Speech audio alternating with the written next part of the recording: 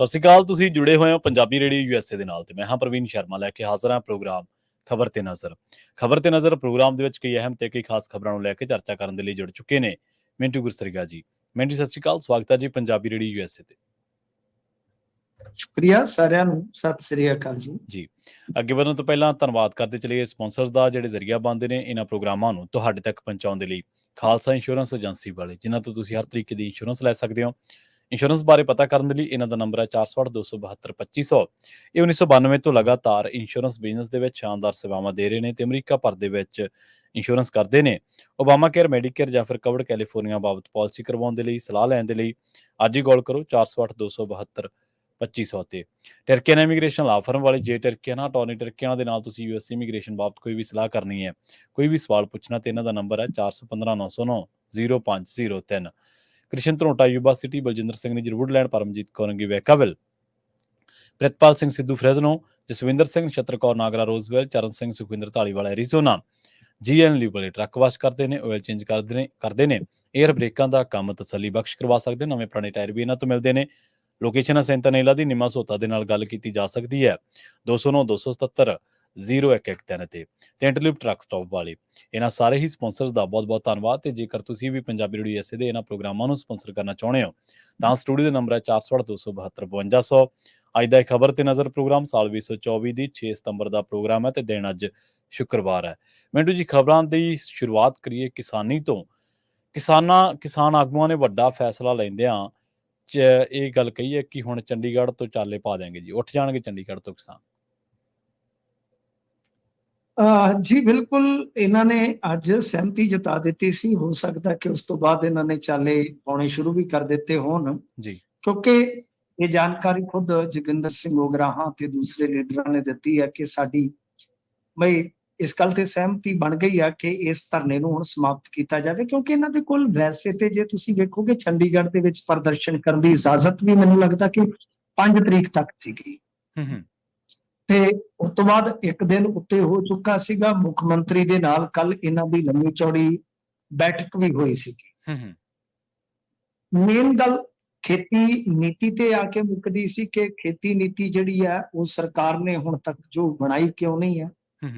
ਤਾਂ ਇਹ ਜਾਣਕਾਰੀ ਸਰਕਾਰੀ ਪੱਧਰ ਤੇ ਦੇ ਦਿੱਤੀ ਗਈ ਮੁੱਖ ਮੰਤਰੀ ਵੱਲੋਂ ਕਿ ਅਸੀਂ 30 ਸਤੰਬਰ ਤੱਕ ਇਸ ਪਾਲਿਸੀ ਨੂੰ ਡਨ ਕਰ ਲਵਾਂਗੇ ਤੇ ਉਸ ਤੋਂ ਬਾਅਦ ਤੁਹਾਨੂੰ ਜਾਂ ਕਹ ਲਓ ਕਿ ਪਬਲਿਕ ਡੋਮੇਨ ਚ ਸੌਂਪ ਦੇਵਾਂਗੇ। ਇੱਕ ਕੋਆਪਰੇਟਿਵ ਬੈਂਕ ਯਾਨੀ ਜੋ ਸੋਸਾਇਟੀ ਸਿਸਟਮ ਹੁੰਦਾ ਹੈ ਕਿ ਇਹਦੇ ਵਿੱਚ ਵਨ ਟਾਈਮ ਸੈਟਲਮੈਂਟ ਸਕੀਮ ਲੈ ਆਵਾਂਗੇ, OTS ਜਿਸ ਨੂੰ ਆਪਾਂ ਕਹਿੰਦੇ ਆ। ਕਿਸਾਨਾਂ ਤੇ ਜਿਹੜੇ ਕੇਸ ਦਰਜ ਹੋਏ ਆ ਉਹ ਕੇਸ ਜਿਹੜੇ ਆ ਉਹ ਵਾਪਸ ਲੈਣ ਤੇ ਵੀ ਕਹਿੰਦੇ ਆ ਕਿ ਵਿਚਾਰ ਚਰਚਾ ਹੋਈ ਆ। ਹਾਲਾਂਕਿ ਕਈ ਕੇਸਾਂ ਦੇ ਵਿੱਚ ਚਲਾਨ ਤੱਕ ਪੇਸ਼ ਕੀਤੇ ਜਾ ਚੁੱਕੇ। ਇਹਨਾਂ ਦਾ ਕੀ ਬਣੇਗਾ ਇਹਦੇ ਤੇ ਕਹਿੰਦੇ ਆ ਕਿ ਐਡਵੋਕੇਟ ਜਨਰਲ ਪੰਜਾਬ ਤੋਂ ਰਾਏ ਲਈ ਜਾਏਗੀ ਕਿ ਇਹਨਾਂ ਮੁਕੱਦਮਿਆਂ 'ਚ ਹੁਣ ਕੀ ਹੋਵੇ। ਇਸ ਤੋਂ ਇਲਾਵਾ ਜੋ ਧਰਤੀ ਹੇਠਲਾ ਜਲ ਹੈ ਅਤੇ ਖੇਤਾਂ ਦੇ ਆਖਰੀ ਕਿਨਾਰੇ ਤੱਕ ਯਾਨੀ ਟੇਲ ਤੱਕ ਪਾਣੀ ਪਹੁੰਚਾਉਣ ਤੇ ਗੰਭੀਰ ਗਹੀਰ ਚਰਚਾ ਜਿਹੜੀ ਆ ਉਹ ਹੋਈ ਆ। ਇਸ ਤੋਂ ਇਲਾਵਾ ਜੇ ਤੁਸੀਂ ਦੇਖੋਗੇ ਤੇ ਉਗਰਾਹਾਂ ਗਰੁੱਪ ਦੇ ਵਿੱਚ ਤੁਹਾਨੂੰ ਪਤਾ ਹੀ ਆ ਕਿ ਨਾਲ ਸਾਥੀ ਜਾਂ ਭਰਾਤਰੀ ਜਥੇਬੰਦੀਆਂ ਜਿਹੜੀਆਂ ਹੁੰਦੀਆਂ ਉਹ ਮਜ਼ਦੂਰਾਂ ਦੀਆਂ ਵੀ ਹੁੰਦੀਆਂ। ਕੁਝ ਮੰਗਾਂ ਉਹਨਾਂ ਦੀਆਂ ਜਿਹੜੀਆਂ ਮਜ਼ਦੂਰਾਂ ਦੀਆਂ, ਮਜ਼ਦੂਰ ਤਬਕੇ ਦੀਆਂ ਹੁੰਦੀਆਂ, ਉਹਨਾਂ ਤੇ ਵੀ ਗੱਲ ਜ਼ਰੂਰ ਹੋਈ ਹੋਵੇਗੀ। ਸਾਰਾ ਜੀ ਗੱਲ ਹੈ ਨਾ, ਕਿਉਂਕਿ ਮੈਂ ਜਿਵੇਂ ਤੁਹਾਨੂੰ ਦੱਸਿਆ ਕਿ ਉਗਰਾਹਾਂ ਗਰੁੱਪ ਹੈ ਜਿਹੜਾ ਉਹ ਨਾਲ ਮਜ਼ਦੂਰ ਜਥੇਬੰਦੀਆਂ ਨੂੰ ਵੀ ਲੈ ਕੇ ਚੱਲਦਾ ਹੈ। ਦੇਖੋ ਗੱਲ ਇਹ ਹੈ ਪ੍ਰਵੀਨ ਜੀ, ਚਲੋ ਜੇ ਸਹਿਮਤੀ ਬਣ ਗਈ ਆ ਤੇ ਅੱਛੀ ਗੱਲ ਆ। ਸਰਕਾਰ ਨੂੰ ਕਹਿੰਦੇ ਕਿ ਅਸੀਂ 30 ਸਤੰਬਰ ਦਾ ਅਲਟੀਮੇਟਮ ਦਿੱਤਾ ਹੈ ਤੇ ਨਾਲ ਜੇ ਕਾਰਵਾਈ ਨਾ ਹੋਈ ਤੇ ਅਸੀਂ ਫੇਰ ਤੋਂ ਆਪਣਾ ਮੋਰਚਾ ਆਰੰਭ ਕਰ ਦੇਵਾਂਗੇ। ਐਸੀ ਨੌਬਤ ਆਉਣੀ ਨਹੀਂ ਹੀ ਚਾਹੀਦੀ ਪ੍ਰਵੀਨ ਜੀ। ਜੇ ਸਹਿਮਤੀ ਬਣੀ ਹੈ ਤਾਂ ਸਰਕਾਰ ਉਹਨਾਂ ਚੀਜ਼ਾਂ ਤੇ ਅਮਲ ਕਰਦਿਆਂ ਜੋ ਵੈਸੇ ਉਹ ਪਗਾ ਦੇਵੇ, ਕਿਉਂਕਿ ਇਹ ਇੱਕ ਤਰ੍ਹਾਂ ਨਾਲ ਕਹਿ ਲਓ ਕਿ ਹੁਣ ਰੀਤ ਹੀ ਬਣ ਗਈ ਆ ਕਿ ਕਿਸਾਨ ਜਥੇਬੰਦੀਆਂ ਜਿਹੜੀਆਂ ਉਹ ਕੋਈ ਨਾ ਕੋਈ ਸੰਘਰਸ਼ ਕਰਦੀਆਂ ਨਜ਼ਰ ਆਉਂਦੀਆਂ। ਤਾਂ ਇਸ ਤਰ੍ਹਾਂ ਕੰਮ ਠੀਕ ਨਹੀਂ ਆਏਗਾ। ਇਹ ਨਾ ਤਾਂ ਕਿਸਾਨ ਦੇ ਹਿੱਤ 'ਚ ਕੋਈ ਅੱਛਾ ਹੈ, ਨਾ ਪੰਜਾਬ ਦੇ ਹਿੱਤ 'ਚ ਕੋਈ ਅੱਛਾ ਹੈ। ਕਿਉਂਕਿ 3 ਗਰੁੱਪ ਵੱਡੇ ਬਣ ਗਏ ਆ। ਇੱਕ ਸ਼ੰਭੂ ਬੈਠਾ, ਇੱਕ ਰਾਜੇਵਾਲ ਹੋਰਾਂ ਵਾਲਾ ਉਹ ਵੀ ਚੰਡੀਗੜ੍ਹ ਪ੍ਰਦਰਸ਼ਨ ਕਰ ਰਿਹਾ, ਤੇ ਇੱਕ ਉਗਰਾਹਾਂ ਵਾਲਾ ਜਿਹੜਾ ਸਦਾ ਹੀ ਅੱਡ ਤੋਂ ਚੱਲਦਾ। ਤਾਂ ਤਿੰਨਾਂ ਦਾ ਕੋਈ ਨਾ ਕੋਈ ਸੰਘਰਸ਼ ਵਿੱਢਿਆ ਰਹਿੰਦਾ। ਹੁਣ ਇੱਕ ਤੇ ਇਹ ਆ ਕਿ ਉਸ ਸੰਘਰਸ਼ ਦੇ ਵਿੱਚ ਜੋ ਕਹਿ ਲਓ ਕਿ ਉੱਥੇ ਸ਼ਮੂਲੀਅਤ ਹੁੰਦੀ ਹੈ ਸਭ, ਉਹ ਵੀ ਤਾਂ ਕਿਸਾਨਾਂ ਦੀ ਹੈ। ਹਾਂਜੀ ਹਾਂਜੀ ਬਿਲਕੁਲ। ਦੂਜੀ ਗੱਲ ਇਹ ਹੈ ਕਿ ਜਿਹੜੀ ਪਰੇਸ਼ਾਨੀ ਹੁੰਦੀ ਆ ਕੰਮ ਕਰਦੀ, ਉਹ ਵੀ ਤੇ ਆਪਣੀ ਹੈ ਨਾ। ਇਸ ਕਰਕੇ ਇਹ ਨਹੀਂ ਹੋਣਾ ਚਾਹੀਦਾ। ਮੇਰਾ ਮੰਨਣਾ ਇਹ ਹੈ ਕਿ ਬਈ ਜੋ ਗੱਲਾਂ ਤੁਸੀਂ ਮੰਨੀਆਂ ਨੇ ਜਾਂ ਮਨਵਾ ਲਈਆਂ ਨੇ, ਉਹਦੇ ਤੇ ਉਹ ਧਿਰ ਵੀ ਖਲੋ ਜਾਵੇ ਤੇ ਉਹ ਧਿਰ ਵੀ ਖਲੋ ਜਾਵੇ। ਅੱਛਾ, ਖੇਤੀ ਪਾਲਿਸੀ ਦੀ ਪ੍ਰਵੀਨ ਜੀ ਕਿੱਡੀ ਕੁ ਵੱਡੀ ਗੱਲ ਹੈ। ਇਹਨਾਂ ਨੂੰ ਕਿੱਡਾ ਸਾਲ ਚੱਲਦਾ ਹੈ। ਪਹਿਲੇ ਸਾਲ 'ਚ ਇਹਨਾਂ ਨੇ ਆਖਿਆ ਸੀਗਾ ਕਿ ਅਸੀਂ ਖੇਤੀ ਪਾਲਿਸੀ ਲਿਆਵਾਂਗੇ, ਕਦੀ 31 ਮਾਰਚ ਕਹਿਤਾ, 31 ਜੂਨ ਕਹਿਤਾ, ਮਤਲਬ ਕਿ ਏਦਾਂ ਹੀ ਕਰਦੇ ਗਏ ਨੇ। ਆਪਾਂ ਦੇਖਿਆ ਹੀ ਆ ਨਾ। ਬਿਲਕੁਲ ਬਿਲਕੁਲ। ਕਦੇ 31 ਫਲਾਣੀ, 31 ਫਲਾਣੀ, 31 ਕਹਿੰਦਾ ਭਾਵ ਇਹ ਕਿ ਕਦੇ ਜੂਨ ਚ ਲੈ ਦੇ, ਕਦੇ ਮਾਰਚ ਚ ਦੂਜਿਆਂ ਤੋਂ। ਹਾਂਜੀ ਹਾਂਜੀ। ਤਾਂ ਗੱਲ ਇਹ ਹੈ ਕਿ ਪਾਲਿਸੀ ਬਣਾਓ। ਅੱਛਾ, ਪਾਲਿਸੀ ਬਣਾ ਕੇ ਵੀ ਕੀ ਕਰੋਗੇ ਜੀ? ਕਿਸਾਨ ਆਗੂਆਂ ਨੇ ਕਿਹੜਾ ਪੂਰਨ ਤੌਰ ਤੇ ਸਹਿਮਤੀ ਹੋ ਜਾਣੀ ਹੈ, ਦੇ ਦੇਣੀ ਹੈ। ਕਿਉਂਕਿ ਜਦੋਂ ਕੋਈ ਗੱਲ ਤੁਸੀਂ ਬਿਜਲੀ ਦੇ ਜਿਹੜੇ ਸਬਸਿਡੀ ਰਿਫਾਰਮਸ ਦੀ ਕਰੋਗੇ, ਉਹ ਵਿਟਰ ਜਾਣਗੇ ਜੀ। ਡਾਇਵਰਸਿਫਿਕੇਸ਼ਨ ਤੇ ਵੀ ਉਹ ਪੈਸੇ ਮੰਗਣਗੇ। ਤਾਂ ਪਾਲਿਸੀ ਉਹ ਕਾਗਜ਼ੀ ਰਹਿ ਜਾਣੀ ਆ ਪ੍ਰਵੀਨ ਜੀ। ਕਿਉਂ ਕਰਦੇ ਕਰਾਉਂਦੇ ਆ? ਜ਼ਿਮਨੀ ਚੋਣ ਆ ਗਈ, ਕਦੇ ਫਲਾਣਾ ਇਲੈਕਸ਼ਨ ਆ ਗਿਆ, ਮੁੜ ਕੇ ਇਹਨਾਂ ਨੂੰ ਇਹ ਹੁੰਦਾ ਕਿ ਕੱਲ ਨੂੰ ਕੋਈ ਵੱਡਾ ਵੋਟ ਬੈਂਕ ਜਿਹੜਾ ਉਹ ਸਾਥੋਂ ਰੁੱਸ ਨਾ ਜਾਵੇ। ਸੋ ਲੈਟਸ ਸੀ ਕੀ ਨਿਕਲਦਾ।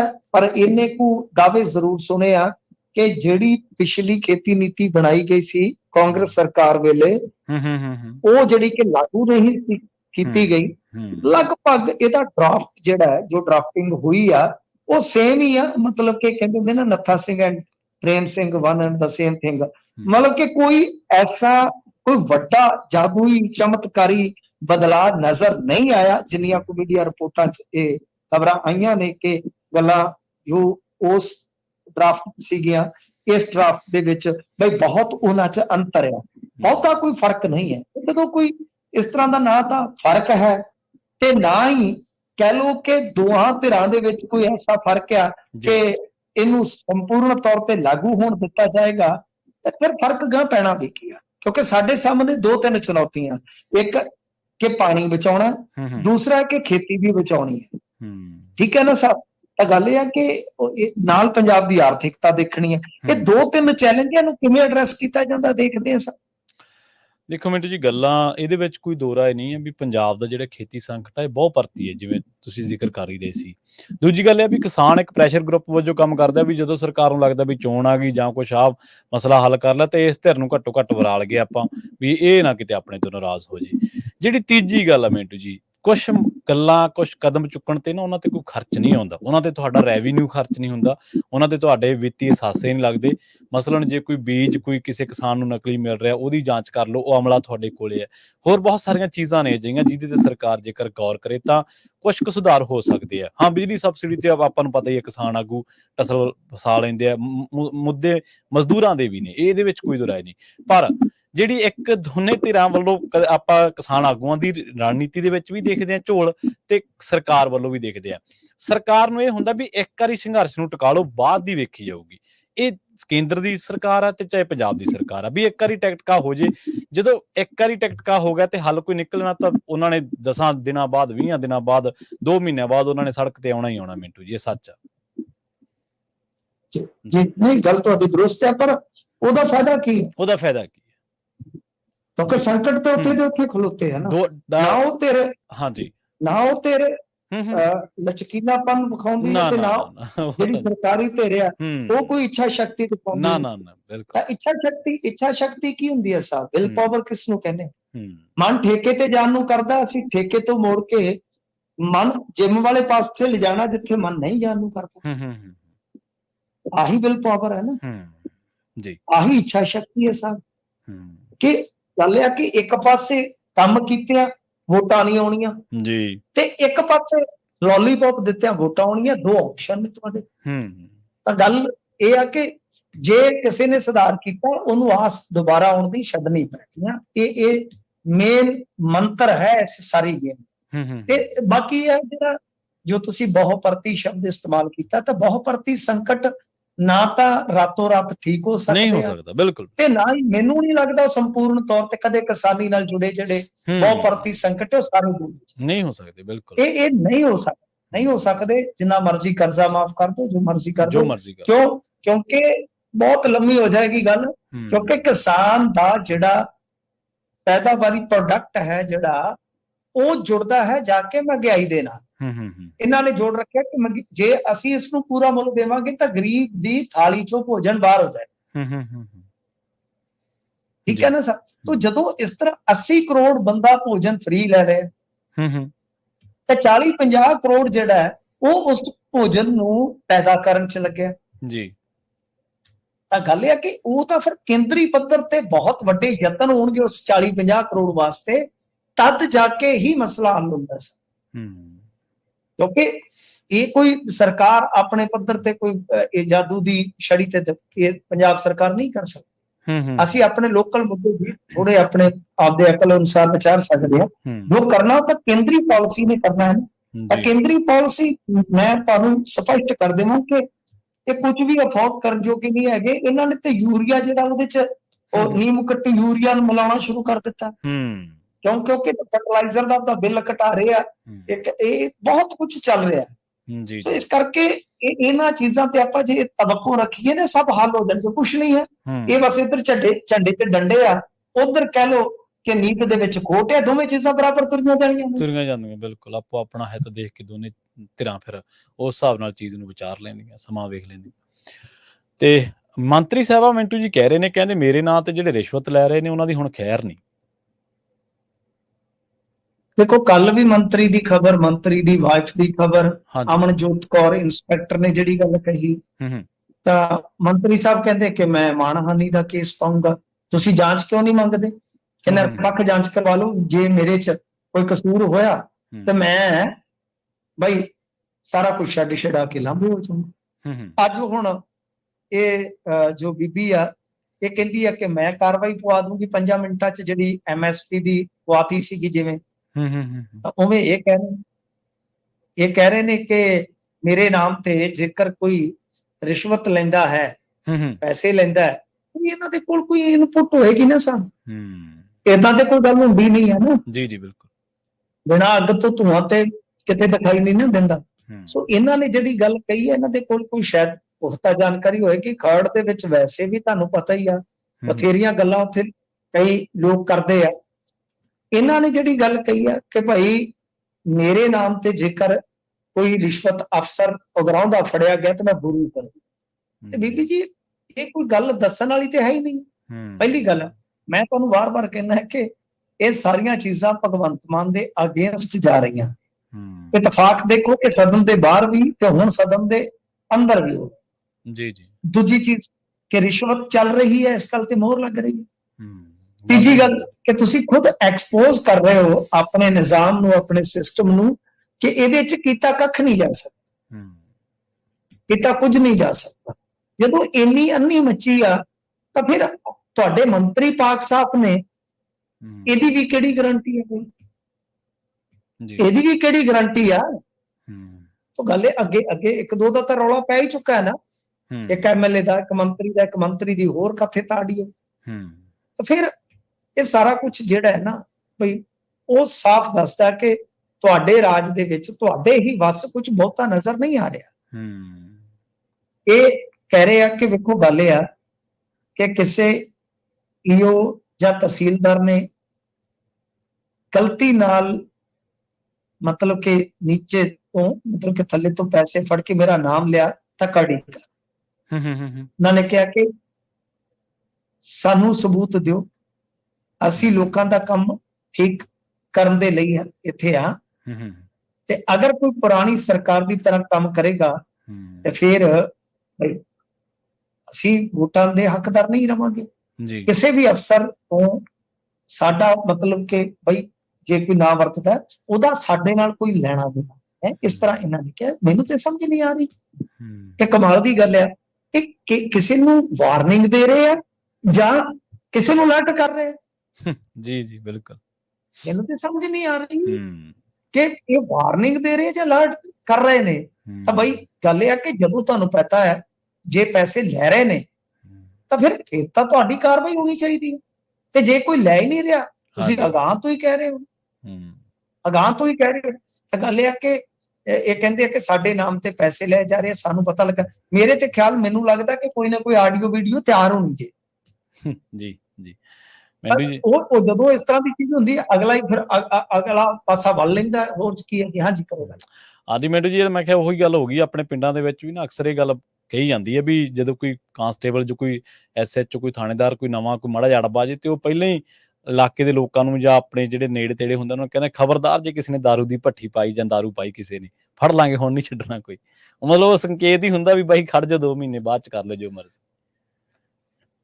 ਨਹੀਂ, ਇਹ ਤਾਂ ਹੈਰਾਨਗੀ ਵਾਲੀ ਗੱਲ ਹੈ ਨਾ, ਕਿ ਜੇ ਕੋਈ ਅਫਸਰ ਪੈਸਾ ਲੈ ਰਿਹਾ ਤਾਂ ਸਰਕਾਰ ਤੁਹਾਡੀ, ਤੁਸੀਂ ਖੁਦ ਵਜ਼ੀਰ ਹੋ, ਬਿਲਕੁਲ, ਤਾਂ ਤੁਸੀਂ ਉਹਨਾਂ ਨੂੰ ਫੜ ਕੇ ਬਿਆਨ ਤੁਸੀਂ ਆਪੋਜੀਸ਼ਨ ਵਾਲੇ ਦੇ ਰਹੇ। ਤੇ ਹਾਂਜੀ, ਤੇ ਇਹਦਾ ਮਤਲਬ ਇਹ ਆ ਕਿ ਤੁਹਾਡੇ ਹੱਥ ਵੱਸ ਕੁਛ ਨਹੀਂ ਹੈਗਾ, ਤੁਸੀਂ ਵਾਰਨਿੰਗਾਂ ਦੇਣ ਜੋਗੇ ਹੋ। ਤਾਂ ਇਹੀ ਆ ਕਿ ਅੱਗੇ ਵੀ ਤੁਹਾਨੂੰ ਪਤਾ, ਕੁਛ ਇਹਨਾਂ ਦੇ ਮੰਤਰੀ ਘਿਰੇ ਨੇ ਆਡੀਓ ਵੀਡੀਓ 'ਚ, ਤਾਂ ਨੈਤਿਕਤਾ ਦਾ ਤੁਸੀਂ ਪਤਨ ਦੇਖੋ ਕਿ 2 ਮੰਤਰੀ ਤਾਂ ਸਿੱਧਾ ਕਹਿ ਲਓ ਕਿ ਬੜੇ ਗੰਦੇ ਜਿਹੇ ਮਾਮਲਿਆਂ 'ਚ ਘਿਰੇ ਆ, ਤੇ ਉਹਨਾਂ ਨੇ ਨਾ ਕੋਈ ਮਾਣਹਾਨੀ ਕੀਤੀ ਆ, ਨਾ ਅੱਜ ਤੱਕ ਕੋਈ ਮੁਕੱਦਮਾ ਪਾਇਆ, ਤੇ ਵੇਖ ਲਓ ਲੋਕ ਉਹਨਾਂ ਨੂੰ ਵੀ ਬਰਦਾਸ਼ਤ ਕਰ ਰਹੇ ਨੇ, ਤੇ ਇਹਨਾਂ ਨੂੰ ਕੋਈ ਸਵਾਲ ਨਹੀਂ ਕੀਤਾ ਜਾਂਦਾ। ਸੁਖਬੀਰ ਸਿੰਘ ਦੀ ਨੈਤਿਕਤਾ ਦਿਸ ਪੈਂਦੀ ਹੈ ਲੋਕਾਂ ਨੂੰ, ਕੈਪਟਨ ਦੀ ਰੂਸਾ ਦਿਖ ਪੈਂਦੀ ਹੈ। ਇਹਨਾਂ ਦਾ ਕੋਈ ਨੈਤਿਕ ਤਕਾਜ਼ਾ ਨਹੀਂ ਹੈਗਾ। ਜੀ ਜੀ, ਬਿਲਕੁਲ। ਤੇ ਪੰਜਾਬ ਸਰਕਾਰ ਮਿੰਟੂ ਜੀ ਸੁਪਰੀਮ ਕੋਰਟ ਦੇ ਵਿੱਚ ਸਪੈਸ਼ਲ ਲੀਵ ਪਟੀਸ਼ਨ ਦਾਇਰ ਕਰੇਗੀ। ਦੇਖੋ, ਲੀਵ ਪਟੀਸ਼ਨ ਦਾ ਮਤਲਬ ਕਿ ਛੁੱਟੀ ਵਾਲੀ ਪਟੀਸ਼ਨ ਜਿਹੜੀ ਹੈ ਉਹ ਹੁੰਦੀ ਹੈ। ਦਰਅਸਲ ਕੀ ਹੈ ਕਿ ਇਹ ਮਾਮਲਾ ਜਿਹੜਾ ਹੈ ਨਾ, ਉਹ ਬੇਅਦਬੀ ਦੇ ਕੇਸਾਂ ਨਾਲ ਜੁੜਿਆ ਹੋਇਆ, ਕਿਉਂਕਿ ਜਿਹੜਾ ਸੱਚੇ ਸੌਦੇ ਵਾਲਾ ਸਾਧ ਆ, ਉਹਦੇ ਕੁਝ ਮਾਮਲੇ ਜਿਹੜੇ ਉਹ ਹਾਈ ਕੋਰਟ ਨੇ ਸਟੇ ਕਰ ਦਿੱਤੇ ਸਨ, ਤੁਹਾਨੂੰ ਯਾਦ ਹੋਣਾ ਹੈ। ਤਾਂ ਹੁਣ ਇਹ ਸੁਪਰੀਮ ਕੋਰਟ 'ਚ ਜਾਣਗੇ, ਸੁਪਰੀਮ ਕੋਰਟ ਤੋਂ ਉਸ ਸਟੇ ਨੂੰ ਤੁੜਵਾਉਣ ਦਾ ਯਤਨ ਕਰਨਗੇ। ਦੇਖੋ, ਗੱਲ ਜਿਹੜੀ ਆ ਉਹ ਸਾਫ਼ ਤੇ ਸਪਸ਼ਟ ਆ ਕਿ ਕੁੰਵਰ ਵਿਜੇ ਪ੍ਰਤਾਪ ਸਿੰਘ ਨੂੰ ਜਿਸ ਤਰ੍ਹਾਂ ਟਾਈਮ ਦਿੱਤਾ ਗਿਆ, ਮੈਂ ਵਾਰ-ਵਾਰ ਇੱਕ ਗੱਲ ਦੁਹਰਾ ਰਿਹਾ ਕਿ ਇਸ ਘਟਨਾਵਾਂ ਸਧਾਰਨ ਨਹੀਂ ਹੁੰਦੀਆਂ, ਤੇ ਬਹੁਤ ਕੁਝ ਗੈਰ ਸਧਾਰਨ ਵਾਪਰ ਰਿਹਾ। ਜਿਸ ਤਰ੍ਹਾਂ ਭਗਵੰਤ ਮਾਨ ਛਾਪਲੇ ਪਏ ਆ, ਜਿਸ ਤਰ੍ਹਾਂ ਹੋਸ਼ਾਪਣ ਦਿਖਾ ਰਹੇ, ਅੰਦਰੇ ਅੰਦਰ ਬਹੁਤ ਕੁਝ ਚੱਲ ਰਿਹਾ। ਤਾਂ ਹੁਣ ਇਹਨਾਂ ਨੇ ਇਹ ਤਹਈਆ ਕਰਨ ਦਾ ਮਨ ਬਣਾ ਲਿਆ ਕਿ ਅਸੀਂ ਇਸ ਸਟੇ ਨੂੰ ਤੁੜਵਾਈਏ, ਨਹੀਂ ਤਾਂ ਸਾਨੂੰ ਆਉਣ ਵਾਲੇ ਸਮੇਂ ਦੇ ਵਿੱਚ ਵਿਪਤਾਵਾਂ ਦਾ ਸਾਹਮਣਾ ਕਰਨਾ ਪਵੇਗਾ। ਕਿਉਂਕਿ ਹਰਿਆਣੇ 'ਚ ਇਹਨਾਂ ਨੂੰ ਪਤਾ ਹੈ ਕਿ ਸਾਨੂੰ ਵੋਟ ਡੇਰੇ ਨੇ ਨਹੀਂ ਪਾਉਣੀ, ਠੀਕ ਹੈ ਜੀ। ਉਹ ਵੋਟ ਜਿਹੜੀ ਹੈ ਉਹ ਕੰਸੋਲੀਡੇਟ ਹੋ ਕੇ ਉਹ ਜਾਏਗੀ ਭਾਜਪਾ ਨੂੰ, ਕਿਉਂਕਿ ਉਹ ਜੇਲਰ ਜਿਹਨੇ ਇਹ ਸਾਰਾ ਕੁਝ ਕੀਤਾ ਕਰਾਇਆ, ਇਹ ਸਾਧ ਦੀ ਸੇਵਾ ਕੀਤੀ ਆ, ਉਹਨੂੰ ਤੇ ਉਹਨਾਂ ਨੇ ਟਿਕਟ ਦੇ ਦਿੱਤੀ ਅਗਲਿਆਂ ਨੇ, ਉਹ ਕਿੱਧਰ ਜਾਣਗੇ? ਸੋ ਇਸ ਕਰਕੇ ਆਮ ਆਦਮੀ ਪਾਰਟੀ ਨੂੰ ਟਿਕਟਾਂ ਦੀ ਜਾਂ ਕਹਿ ਲਓ ਕਿਸ ਤਰ੍ਹਾਂ ਸੀਟਾਂ ਦੀ, ਉਹ ਸਾਰੀਆਂ ਚੀਜ਼ਾਂ ਦੀ ਹੁਣ ਝਾਕ ਮੁੱਕੀ ਪਈ ਡੇਰੇ ਵਾਲੀ। ਜੀ ਜੀ, ਤਾਂ ਨਾ ਹੀ 81 ਵਹਿੰਗੇ, ਹੁਣ ਤਾਂ ਸਿੱਧਾ ਹਨੀਪ੍ਰੀਤ ਦਾ ਹੀ ਕੰਮਕਾਰ ਚੱਲਦਾ। ਤੇ ਇਸ ਕਰਕੇ ਹੁਣ ਦਬਾਅ ਆਉਣ ਵਾਲੇ ਸਮੇਂ ਦੇ ਵਿੱਚ ਇਹਨਾਂ ਚੀਜ਼ਾਂ ਤੇ ਵਧਣਾ, ਜ਼ਿਮਨੀ ਚੋਣ 'ਚ ਇਹ ਮੁੱਦਾ ਬਣ ਸਕਦਾ। ਸਰਬਜੀਤ ਸਿੰਘ ਖਾਲਸਾ ਦਾ ਧੜਾ ਆਪਾਂ ਦੇਖਿਆ ਕਿ ਉਹ ਲੜ ਸਕਦਾ, ਉਹ ਇਸ ਮੁੱਦੇ ਨੂੰ ਬਹੁਤ ਤੇਜ਼ੀ ਨਾਲ ਉਵਾਰਨਗੇ। ਤਾਂ ਉਹਦਾ ਕਾਟਵਾਂ ਰੂਪ ਤਾਂ ਤੁਹਾਡੇ ਕੋਲ ਹੋਣਾ ਚਾਹੀਦਾ ਹੈ ਨਾ। ਇਸ ਵਾਸਤੇ ਇਹਨਾਂ ਨੇ ਫੈਸਲਾ ਕੀਤਾ ਕਿ ਸਟੇ ਨੂੰ ਤੜਵਾਉਣ ਲਈ ਅਸੀਂ ਸੁਪਰੀਮ ਕੋਰਟ 'ਚ ਚੱਲੀਏ, ਹੋਰ ਸਾਡੇ ਕੋਲ ਕੋਈ ਚਾਰਾ ਬਹੁਤਾ ਬਚਦਾ ਨਹੀਂ ਹੈ। ਜੀ, ਤੇ ਲਾਰੈਂਸ ਬਿਸ਼ਨੋਈ ਦੀ ਇੰਟਰਵਿਊ ਦੇ ਮਾਮਲੇ ਦੇ ਵਿੱਚ ਪੰਜਾਬ ਸਰਕਾਰ ਕਸੂਤੀ ਫਸ ਗਈ ਜੀ। ਹਾਂਜੀ, ਦੇਖੋ, ਲਾਰੈਂਸ ਦੀ ਇੰਟਰਵਿਊ ਦਾ ਮਸਲਾ ਹੈ ਜਿਹੜਾ, ਉਹ ਪ੍ਰਵੀਨ ਜੀ ਇਦਾਂ ਆ ਕਿ ਗੱਲ ਤੁਰਦੀ ਤੁਰ ਪਈ ਤਾਂ ਜਾ ਕੇ ਖਲੋਤੀ ਜੈਮਰਾਂ ਤੇ। ਹਾਈ ਕੋਰਟ ਨੇ ਕਿਹਾ ਕਿ ਤੁਸੀਂ ਜੈਮਰ ਵਗੈਰਾ ਜਿਹੜੇ ਆ ਉਹ ਲਾਏ ਕਿਉਂ ਨਹੀਂ? ਤੇ ਤੁਹਾਨੂੰ ਪਤਾ ਇਹ 12-13 ਤੋਂ ਹੀ ਪਟੀਸ਼ਨ ਚੱਲਦੀ ਪਈ ਆ, 13 ਤੋਂ ਹੀ ਹਾਈ ਕੋਰਟ ਸਵਾਲ ਚੁੱਕਦਾ ਹੈ। ਤੇ ਇਹਨਾਂ ਨੇ ਕੁਝ ਜੈਮਰ ਲਵਾਏ ਵੀ ਸੀਗੇ, ਤੇ ਉਹ 2G ਜਾਂ 3G ਤੱਕ ਪਕੜ ਕਰਦੇ ਆ। ਅੱਜ ਕੱਲ ਤੇ ਤੁਹਾਨੂੰ ਪਤਾ 5G ਦਾ ਜ਼ਮਾਨਾ ਹੈ। ਉਹ ਸੁੱਖੀ ਰੰਧਾਵਾ ਵੀ ਤੁਸੀਂ ਦੇਖਿਆ ਹੋਣਾ, ਉਹ ਵੀ ਅਕਸਰ ਜਵਾਬ ਦੇ ਦਿੰਦੇ ਸਨ ਕਿ ਨਹੀਂ ਜੀ, ਪਿੱਛੋਂ ਫੰਡ ਨਹੀਂ ਆਉਂਦਾ ਪਿਆ, ਮਸ਼ੀਨਰੀ ਬਈ ਟੈਂਡਰ ਲੱਗਣੇ ਆ, ਫਲਾ। ਜੀ ਜੀ, ਇਹਨਾਂ ਨੇ ਵੀ ਜਾ ਕੇ ਗੱਲ ਆਖੀ ਆ, ਸਰਕਾਰੀ ਵਕੀਲ ਨੇ ਸ਼ਾਇਦ, ਕਿ ਦੇਖੋ ਬਈ, ਮੈਂ ਇਹ ਕਹਿਣਾ ਚਾਹੁੰਦਾ ਵਾਂ ਕਿ ਜੀ ਸਾਨੂੰ ਟੈਂਡਰ ਵਾਸਤੇ ਟਾਈਮ ਚਾਹੀਦਾ ਹੁੰਦਾ, ਅਸੀਂ ਟੈਂਡਰਿੰਗ ਕਰਨੀ ਹੁੰਦੀ ਆ, ਕੁਝ ਹੋਰ ਫਾਰਮੈਲਿਟੀਆਂ ਪੂਰੀਆਂ ਕਰਨੀਆਂ ਹੁੰਦੀਆਂ। ਉਹ ਕਹਿੰਦੇ ਫਿਰ ਤੁਸੀਂ ਇਹਦਾ ਸਿਆਪਾ ਛੱਡੋ, ਜਿਹੜੇ ਜਨਰਲ VIP ਸੀ ਗੱਡੀਆਂ ਦੇ ਕਾਫਲਿਆਂ ਦੇ ਨਾਲ ਹੈਗੇ ਆ, ਉਹ ਲਾ ਕੇ ਟੰਗ ਦਿਓ। ਸਿਆਪਾ ਹੀ ਨਿਬੇੜੋ। ਜੀ ਤੇ ਫਿਰ ਫੌਰੀ ਤੌਰ ਤੇ ਜਿਹੜੇ ਸਾਡੇ ਚੀਫ ਸੈਕਟਰੀ ਸੀਗੇ ਉਹਨਾਂ ਨੂੰ ਤਲਬ ਕੀਤਾ ਗਿਆ। ਜਦ ਉਹਨਾਂ ਨੂੰ ਤਲਬ ਕੀਤਾ ਗਿਆ ਕਿ ਹੁਣੇ ਆਓ, ਹਾਂਜੀ ਪੇਸ਼ੀ ਭੁਗਤੋ ਅੱਧੇ ਘੰਟੇ ਦੇ ਅੰਦਰ ਅੰਦਰ, ਤਾਂ ਦੱਸਦੇ ਆ ਕਿ ਅੱਗੋਂ ਜਵਾਬ ਆਇਆ ਕਿ ਉਹ ਤੇ ਕਿਸਾਨਾਂ ਦੇ ਨਾਲ ਮੀਟਿੰਗ 'ਚ ਬੈਠੇ ਆ। ਤਾਂ ਉਹਨਾਂ ਨੇ ਆਖਿਆ ਕੋਈ ਗੱਲ ਨਹੀਂ, ਮੁੱਲਾ ਮਰ ਗਿਆ ਕਿ ਰੋਜ਼ੇ ਮੁੱਕ ਗਏ, ਤੁਸੀਂ ਕੱਲ ਆ ਜਾਓ। ਜੀ ਤਾਂ ਅੱਜ ਹੁਣ ਕੀ ਸੁਣਵਾਈ ਹੋਈ ਆ ਕੀ ਨਹੀਂ ਆ, ਮੇਰੇ ਕੋਲ ਇਹਦੀ ਅਪਡੇਟ ਨਹੀਂ ਹੈ, ਪਰ ਉੱਥੇ ਕਸੂਤਾ ਫਸ ਗਈ ਆ ਸਰਕਾਰ। ਹਾਲੇ ਤਾਂ ਤੁਸੀਂ ਦੇਖਣਾ, ਜਿਸ ਦਿਨ ਇਹਨਾਂ ਨੂੰ ਇਹ ਸਟੇਟਸ ਰਿਪੋਰਟ ਦਾਖਲ ਕਰਨੀ ਪਈ ਹਾਂਜੀ ਹਾਂਜੀ ਕਿ ਜਿਹੜੇ ਬੰਦੇ ਇੰਟਰਵਿਊ ਕਰਵਾਉਣ ਵਾਸਤੇ ਜ਼ਿੰਮੇਵਾਰ ਸਨ ਉਹਨਾਂ ਤੇ ਕੀ ਕਾਰਵਾਈ ਹੋਈ, ਉਹਦੇ ਪੰਗਾ ਉਦੋਂ ਹੀ ਫਸਣ, ਉਦੋਂ ਬਹੁਤ ਵੱਡਾ ਪੰਗਾ ਖੜਾ ਹੋਏਗਾ। ਜੀ ਸੋ ਇਸ ਕਰਕੇ ਪ੍ਰਵੀਨ ਜੀ ਇਹ ਜੈਮਰ ਦੇ ਮਸਲੇ ਤੇ ਬਹੁਤ ਕਸੂਤੇ ਫਸ ਗਿਆ ਤੇ ਚੀਫ ਸੈਕਟਰੀ ਜਿਹੜੇ ਆ ਉਹ ਤਲਬ ਹੋ ਰਿਹਾ।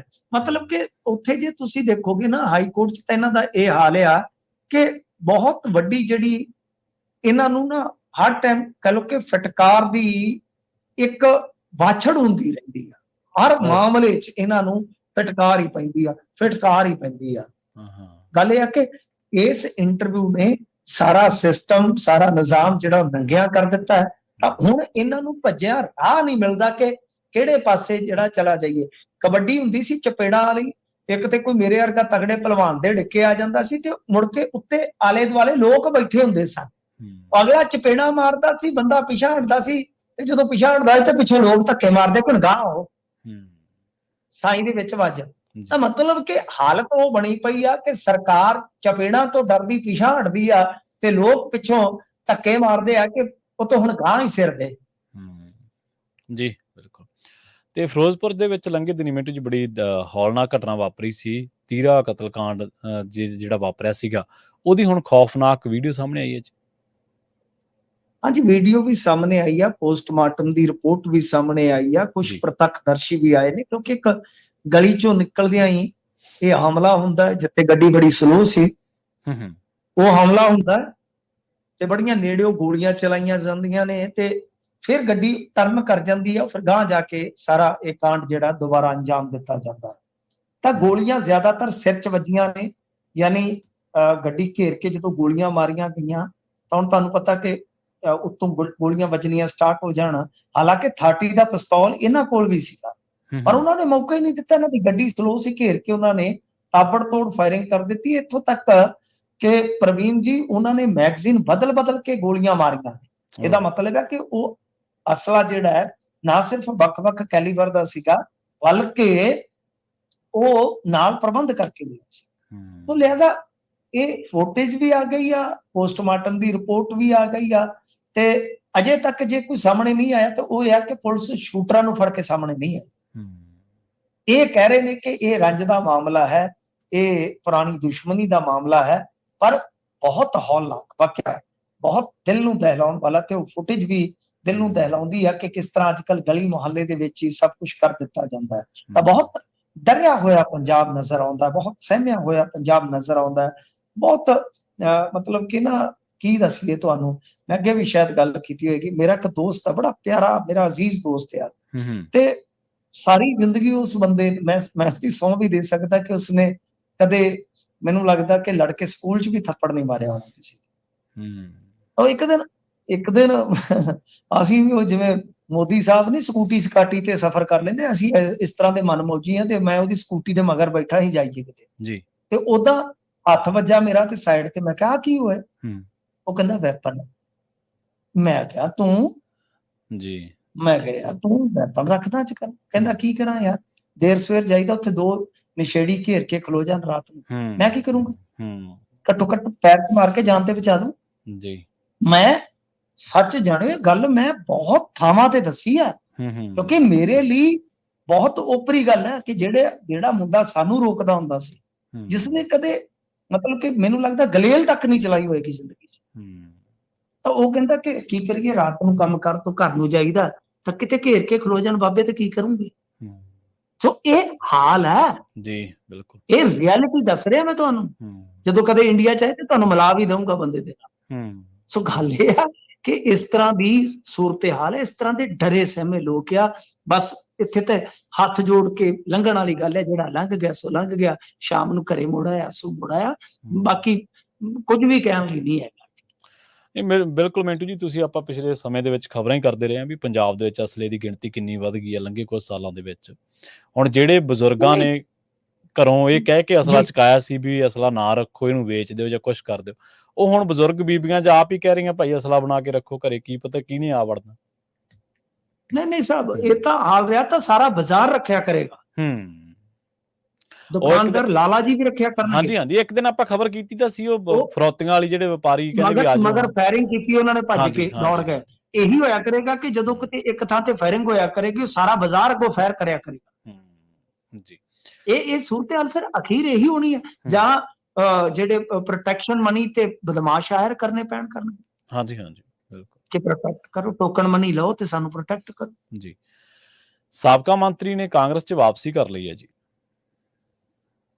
ਦੇਖੋ, ਦਰਸ਼ਨ ਸਿੰਘ ਬਰਾੜ ਆ ਗਏ ਨੇ, ਕੋਟਿਆਂ ਵਾਲੇ ਜੀ, ਤੇ ਜਿਨ੍ਹਾਂ ਦੇ ਸਪੁੱਤਰ ਲੜਦੇ ਰਹੇ ਅਮਰਿੰਦਰ ਸਿੰਘ ਰਾਜਾ ਵੜਿੰਗ ਦੇ ਉਲਟ, ਤੁਹਾਨੂੰ ਪਤਾ ਹੀ ਹੈ ਕਿ ਕਾਫੀ ਉਹਨਾਂ ਨੇ ਤੇ ਕੰਮ ਚੱਕਿਆ ਸੀਗਾ।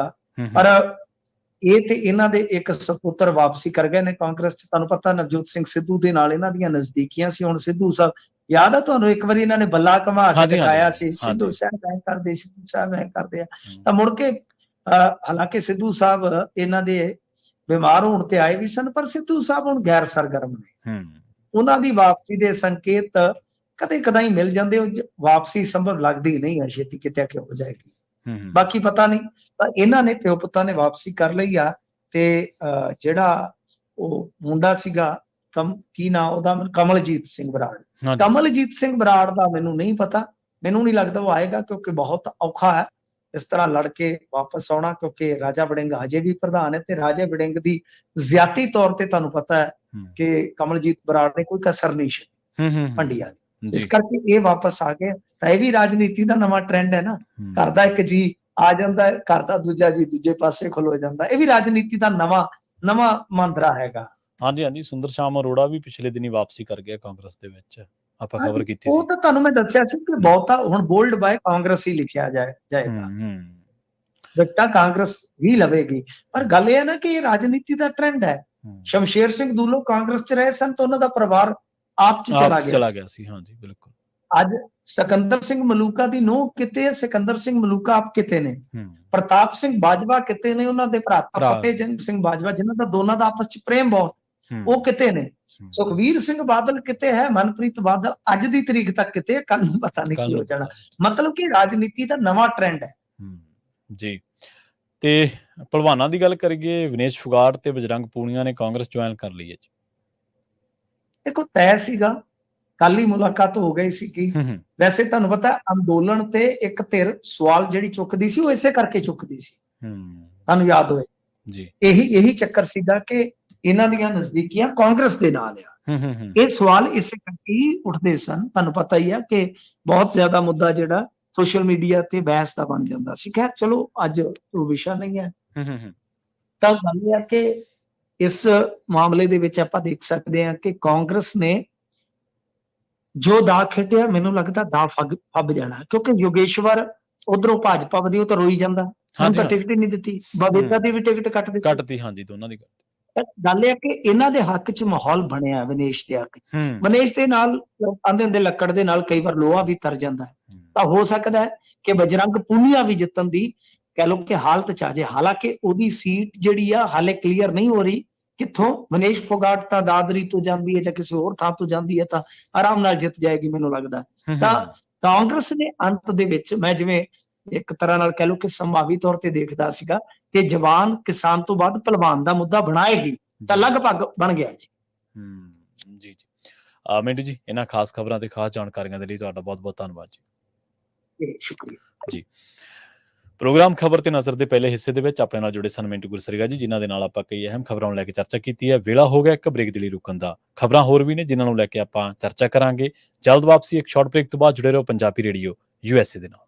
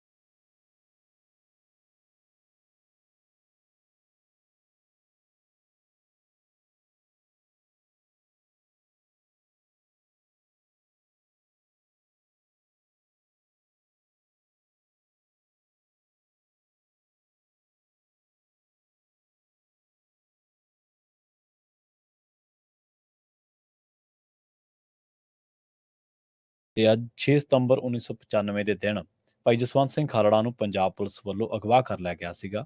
ਭਾਈ ਜਸਵੰਤ ਸਿੰਘ ਖਾਲੜਾ ਜੀ ਉਹ ਸ਼ਖਸੀਅਤ ਨੇ, ਉਹ ਹਸਤੀ ਨੇ ਜਿਨ੍ਹਾਂ ਦੇ ਬਾਰੇ ਕਿਹਾ ਜਾਂਦਾ ਵੀ ਉਹਨਾਂ ਨੇ ਮਨੁੱਖੀ ਅਧਿਕਾਰਾਂ ਦੀ ਗੱਲ ਕੀਤੀ। ਉਹ ਅਣਪਛਾਤੀਆਂ ਉਹਨਾਂ ਲਾਸ਼ਾਂ ਨੂੰ ਲੱਭ ਰਹੇ ਸਨ, ਜਿਨ੍ਹਾਂ ਨੂੰ ਉਹਨਾਂ ਦੇ ਵਾਰਸ ਬਣੇ ਅਸਲ ਦੇ ਵਿੱਚ ਕਹਿ ਸਕਦੇ ਹਾਂ ਆਪਾਂ, ਜਿਨ੍ਹਾਂ ਨੂੰ ਕਿਸੇ ਨਾ ਕਿਸੇ ਤਰੀਕੇ ਕਾਰ ਦੇ ਨਾਲ ਮੁਕਾ ਦਿੱਤਾ ਗਿਆ।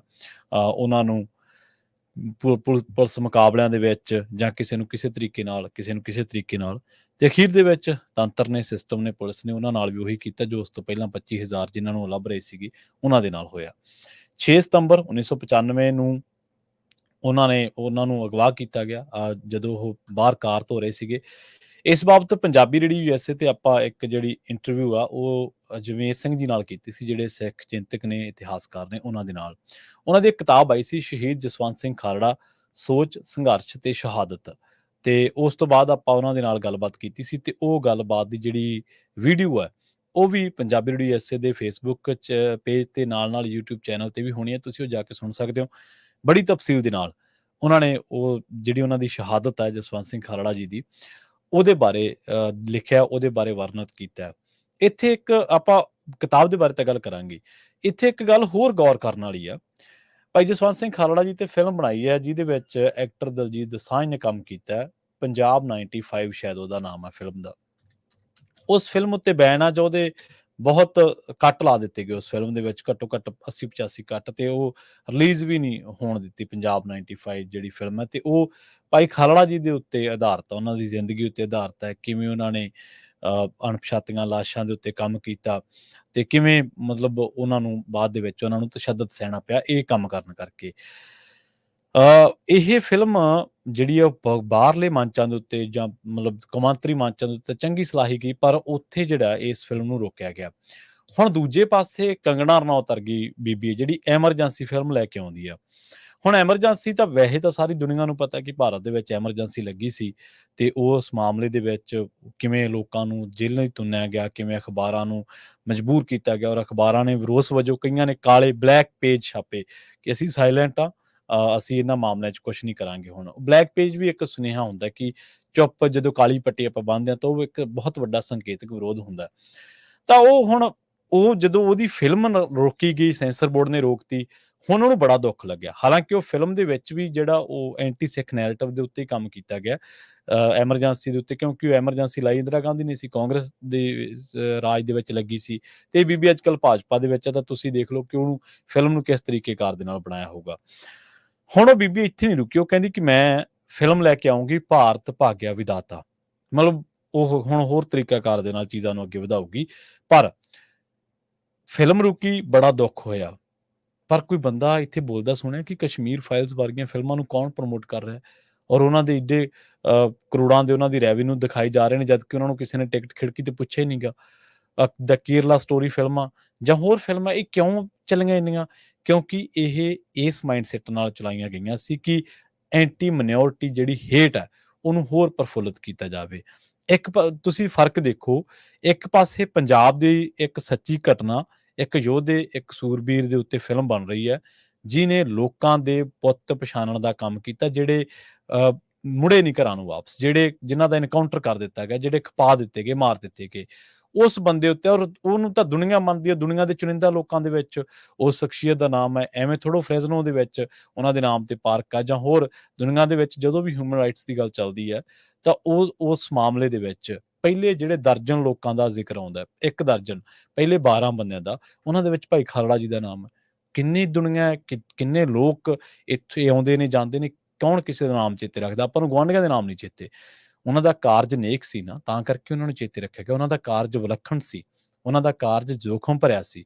ਉਹਨਾਂ ਦਾ ਕਾਰਜ ਜਦੋਂ ਉਹਨਾਂ ਨੇ ਸ਼ੁਰੂ ਕੀਤਾ, ਉਹ ਪਤਾ ਸੀਗਾ ਕਿ ਇਹਦਾ ਐਂਡ ਕੀ ਹੋਣਾ, ਔਰ ਉਹਨਾਂ ਨੂੰ ਉਹ ਕੋਈ ਇਸ ਮਾਮਲੇ ਦੇ ਵਿੱਚ ਕੋਈ ਅਣਜਾਣ ਨਹੀਂ ਸੀਗੇ, ਪਰ ਉਹਨਾਂ ਨੇ ਤਾਂ ਵੀ ਕੀਤਾ, ਇਸ ਕਰਕੇ ਉਹਨਾਂ ਦਾ ਨਾਮ ਆਉਂਦਾ। ਖੈਰ, ਉਹ ਫਿਲਮ ਨੂੰ ਤਾਂ ਰੋਕਿਆ ਗਿਆ, ਉਦੋਂ ਕੋਈ ਕਿਸੇ ਨੂੰ ਦਰਦ ਨਹੀਂ ਹੋਇਆ, ਕੋਈ ਕਿਸੇ ਨੇ ਹੱਕ ਦੇ ਵਿੱਚ ਹਾਂ ਦਾ ਨਾਅਰਾ ਨਹੀਂ ਮਾਰਿਆ। ਪਰ ਜਦੋਂ ਆਪਦੀ ਫਿਲਮ ਰੁਕੀ, ਉਦੋਂ ਪਤਾ ਲੱਗਿਆ। ਅੱਜ 2 ਯੂਟਿਊਬਰ ਆ, ਇੱਕ ਐਲਵਿਸ਼ ਯਾਦਵ ਆ, ਦੂਜੇ ਦਾ ਮੈਨੂੰ ਨਾਂ ਵਿਸਰ ਗਿਆ। ਉਹਨਾਂ ਦੀ ਈਡੀ ਨੇ ਜਾਇਦਾਦ ਕੁਰਕ ਕੀਤੀ ਹੈ, ਤੇ ਜਿਹੜਾ ਐਲਵਿਸ਼ ਯਾਦਵ ਹੈ ਉਹਨੇ ਕੋਈ ਕਸਰ ਨਹੀਂ ਛੱਡੀ ਮੋਦੀ ਭਗਤੀ ਕਰਨ ਦੇ ਵਿੱਚ। ਹੁਣ 2 ਉਦਾਹਰਨਾਂ ਆਪਣੇ ਸਾਹਮਣੇ ਹੈ। ਦੁਨੀਆ ਦੇ ਵਿੱਚ ਜਿਹੜੇ ਲੋਕਾਂ ਨੂੰ ਜਾਣਿਆ ਜਾਂਦਾ ਹੈ ਕੰਗਣਾ ਰਣੌਤ ਤੇ ਐਲਵਿਸ਼ ਯਾਦਵ ਦੋਨੇ ਰੱਜ ਕੇ ਸੱਤਾ ਦੇ ਚਾਪਲੂਸ ਹੈ। ਰੱਜ ਕੇ ਇਹਨਾਂ ਨੇ ਸੱਤਾ ਪ੍ਰਤੀ ਜਿਹੜੇ ਮਿਨੋਰਟੀ ਆ ਉਹਨਾਂ ਪ੍ਰਤੀ ਜ਼ਹਿਰ ਉਗਲਿਆ, ਉਹਨਾਂ ਪ੍ਰਤੀ ਹੇਟ ਫਲਾਈ, ਤੇ ਜਿਹੜੇ ਸੱਤਾ ਧਾਰ ਗਏ ਉਹਨਾਂ ਨੂੰ ਕਿਹਾ ਕਿ ਇਹ ਤਾਂ ਯੁੱਗ ਪੁਰਸ਼ ਹੀ ਹੋਣਾ ਆ ਦੁਨੀਆ ਦੇ ਉੱਤੇ, ਇਹਨਾਂ ਨੇ ਤਾਂ ਅਵਤਾਰ ਹੀ ਹੋਣ ਲਿਆ, ਇਹੋ ਜਿਹੇ ਤਾਂ ਬੰਦੇ ਨਹੀਂ ਆਏ। ਉਹਨਾਂ ਦੀ ਰੱਜ ਕੇ ਖੁਸ਼ਾਮਦ ਕੀਤੀ, ਚਾਪਲੂਸੀ ਕੀਤੀ। ਅੱਜ ਦੋਨੇ ਹੀ ਰੋਕ ਰਲਾ ਰਹੇ ਨੇ। ਮੈਂ ਹਮੇਸ਼ਾ ਕਹਿਣਾ ਹੁੰਦਾ ਕਿ ਤੁਸੀਂ ਸੱਤਾ ਦੇ ਚਾਪਲੂਸ ਬਣ ਜਾਓ, ਉਹਨਾਂ ਕੋਲੇ ਘਾਟ ਨਹੀਂ ਹੈ, ਪਰ ਜੇਕਰ ਤੁਸੀਂ ਦੂਜੇ ਪਾਸੇ ਖੜੋਗੇ, ਲੋਕਾਂ ਦੀ ਗੱਲ ਕਰੋਗੇ, ਤਾਂ ਲੋਕ ਤੁਹਾਨੂੰ ਜ਼ਰੂਰ ਸਤਿਕਾਰ ਦੇਣਗੇ। ਸਤਿਕਾਰ ਨਾ ਵੀ ਦੇਣਗੇ, ਤੁਹਾਨੂੰ ਯਾਦ ਰੱਖਣਗੇ, ਘੱਟੋ ਘੱਟ ਤੁਹਾਨੂੰ ਸੱਤਾ ਦੇ ਚਾਪਲੂਸ ਤਾਂ ਨਾ ਕਹਿਣਗੇ। ਤੇ ਉਹਨਾਂ ਕੋਲੇ ਤਾਂ ਬਥੇਰੇ ਚਮਚੇ ਕੜਛੇ ਨੇ, ਉਹਨਾਂ ਨੇ ਤਾਂ ਦੋਆਂ ਤਿੰਨਾਂ ਤੇ ਉਹ ਕਾਰਵਾਈ ਵੀ ਕਰ ਦੇਣਗੇ। ਕੀ ਫਰਕ ਪੈਂਦਾ? ਕੱਲ ਨੂੰ ਕਿਸੇ ਹੋਰ ਕ੍ਰਿਕਟਰ ਨੂੰ ਦਬਕਾ ਮਾਰ ਦੇਣਗੇ, ਚੱਲ ਆ ਇੱਧਰ, ਉਹਨੇ ਚਲੇ ਜਾਣਾ। ਜੇ ਕੋਈ ਬੈਕਬੋਨ ਵਾਲਾ ਹੋਇਆ ਤਾਂ ਵੜ ਜੂਗਾ। ਪਰ ਆਪਾਂ ਲੋਕ ਇਹਨਾਂ ਚੀਜ਼ਾਂ ਨੂੰ ਕਿੰਨਾ ਕੁ ਨੋਟ ਕਰਦੇ ਆ। 2 ਫਿਲਮਾਂ ਦੀ ਆਪਾਂ ਚਰਚਾ ਕੀਤੀ ਹੈ, ਔਰ ਪੰਜਾਬ ਦੇ ਸੋਸ਼ਲ ਮੀਡੀਆ ਤੋਂ ਇਲਾਵਾ ਹੋਰ ਕਿਸੇ ਬੰਦੇ ਨੇ ਪੰਜਾਬ 95 ਫਿਲਮ ਦੇ ਹੱਕ ਦੇ ਵਿੱਚ ਹਾਂ ਦਾ ਨਾਰਾ ਨਹੀਂ ਮਾਰਿਆ, ਜਦਕਿ ਉਹ ਪੰਜਾਬ ਅਸਲੀਅਤ ਤੇ ਉਹ ਸੂਰਮੇ ਦੇ ਉੱਤੇ ਬਣੀ ਹੈ, ਉਹ ਯੋਧੇ ਦੇ ਉੱਤੇ ਬਣੀ ਹੈ। ਜਦਕਿ ਦੂਜੇ ਪਾਸੇ ਇੱਕ ਪੋਲੀਟੀਕਲ ਫਿਲਮ ਹੈ ਜਿਹੜੀ ਕਿ ਪੋਲੀਟੀਕਲ ਆਈਡੀਆਜ਼ ਤੇ ਪੋਲੀਟੀਕਲ ਏਜੰਡਾ ਤੋਂ ਪ੍ਰੇਰਿਤ ਹੈ।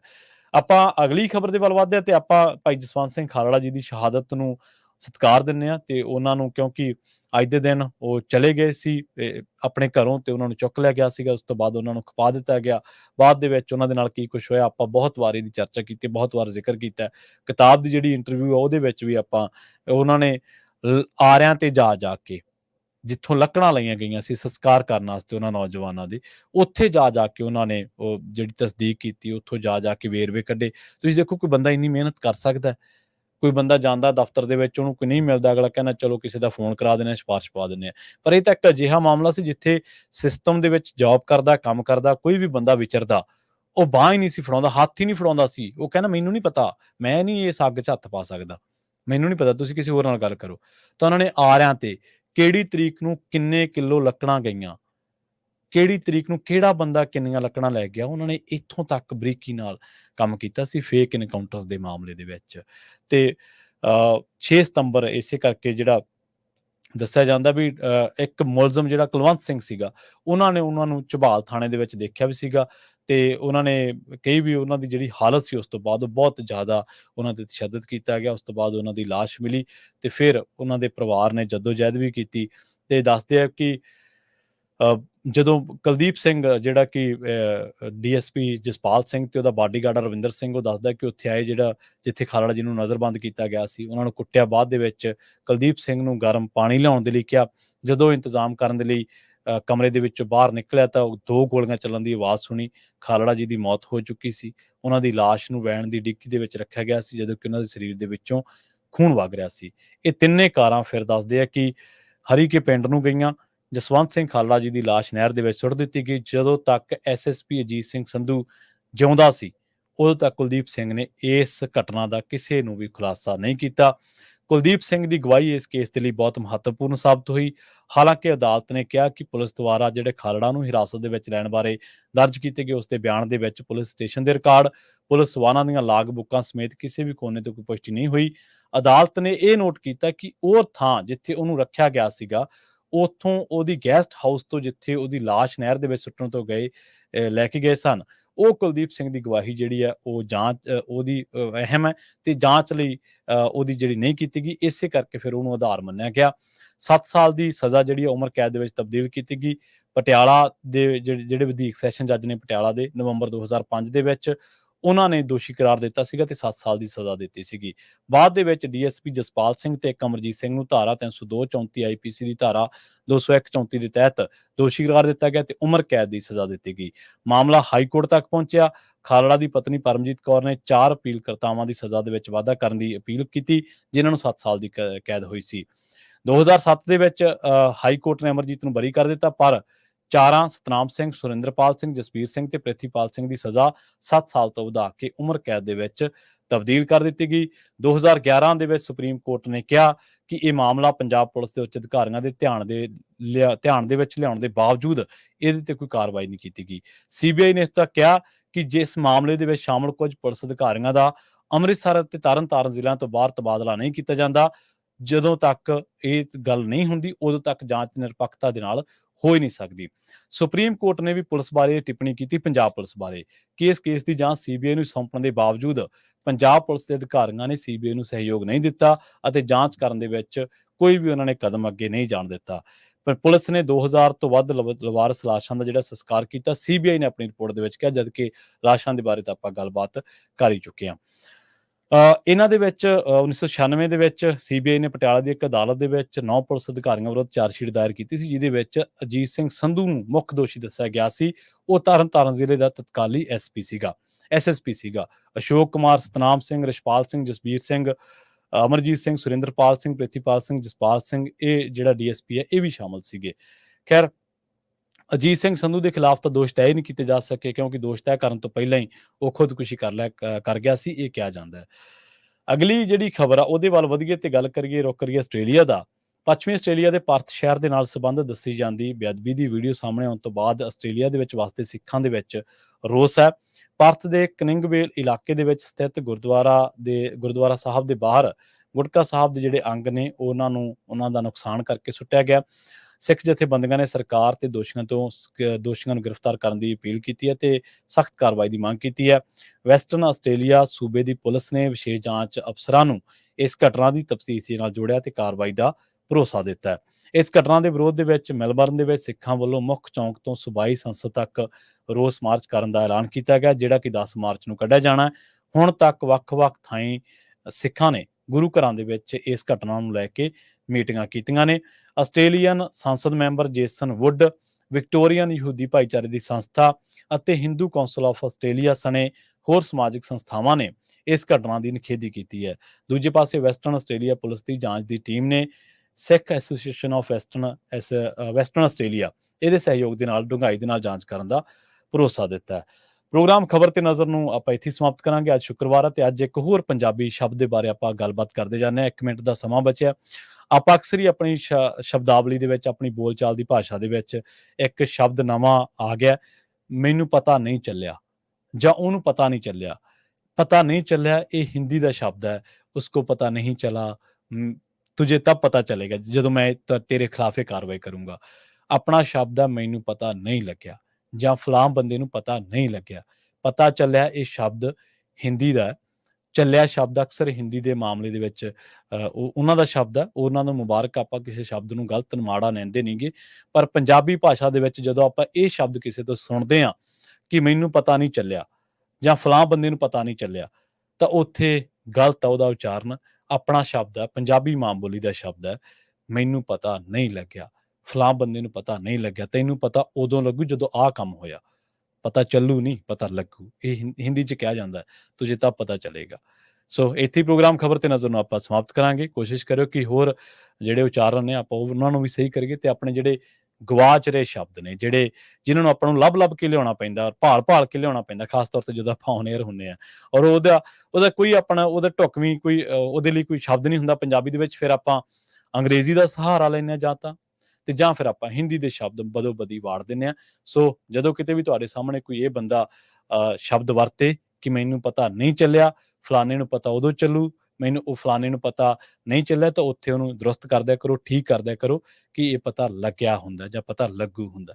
ਖੈਰ, ਬਹੁਤ-ਬਹੁਤ ਧੰਨਵਾਦ। ਪੰਜਾਬੀ ਰੇਡੀਓ USA ਦੀ ਅਗਲੀ ਪੇਸ਼ਕਸ਼ ਪ੍ਰੋਗਰਾਮ ਅਪਡੇਟ ਅਮਰੀਕਾ ਦੇ ਨਾਲ ਵਿਸ਼ਵ ਭਰ ਦੇ ਵਿੱਚ ਵਾਪਰੀਆਂ ਅਹਿਮ ਵੱਡੀਆਂ ਖਾਸ ਘਟਨਾਵਾਂ, ਖਬਰਾਂ ਦੇ ਬਾਰੇ ਤੁਹਾਨੂੰ ਦਿੱਤੀਆਂ ਜਾਣੀਆਂ ਜਾਣਕਾਰੀਆਂ। ਜੁੜੇ ਰਹੋ ਪੰਜਾਬੀ ਰੇਡੀਓ USA ਦੇ ਨਾਲ। ਬਹੁਤ-ਬਹੁਤ ਧੰਨਵਾਦ। ਸਤਿ ਸ਼੍ਰੀ ਅਕਾਲ।